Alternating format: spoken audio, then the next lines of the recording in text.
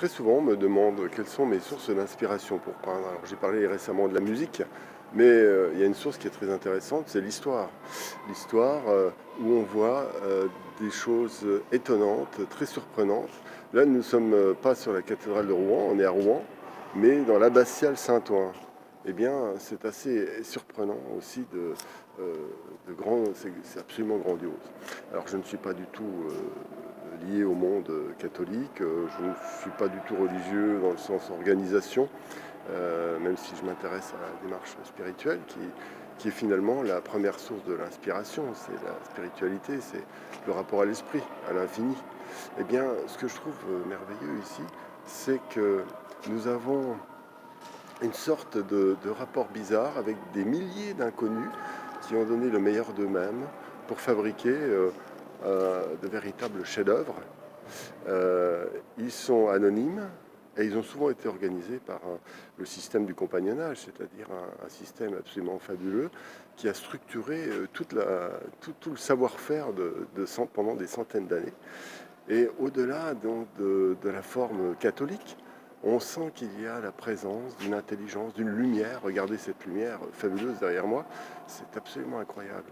Eh bien, cette magie est au-delà de ce qui a été prévu sans doute. Et on se demande si nous tous, dans nos savoir-faire, nos envies, nous ne sommes pas comme des fourmis qui construisons une fourmilière, qui est, elle, le véritable œuvre d'art. C'est-à-dire que dans un monde où l'art est lié strictement à une vision égocentrique, où l'ego doit absolument exister, là nous sommes exactement à l'inverse.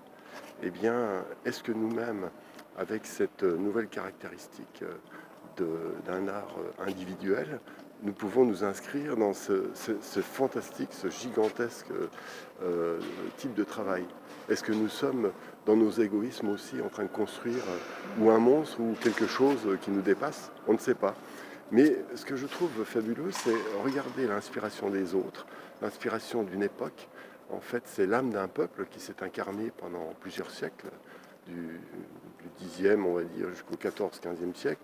Et à partir de là, on ne peut être que pantois et traverser le temps et regarder tout cet art magnifique comme une source d'inspiration permanente, je le répète, en dehors de l'aspect religieux et des dogmes, mais c'est une source, une manière d'accomplir, comment dire, d'enrichir par le caractère grandiose et quelque chose qui nous dépasse.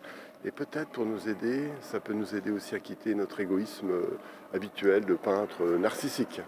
Voilà, c'était la petite réflexion à la suite de la visite de cette énorme abbaye.